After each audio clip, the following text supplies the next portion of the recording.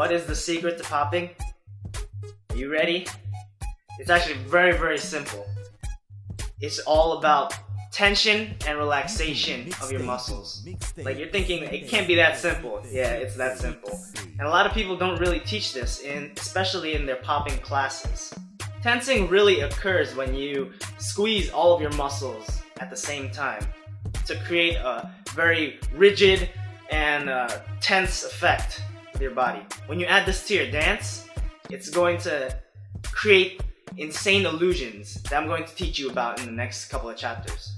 When you tense all of your muscles, it gives you a sense of control. Your movements become cleaner and sharper, and you create this vibrating effect if you add enough tension to it, which equates to the animation style, because a lot of the animation style comes from stop motion films and claymation and looking like a cartoon.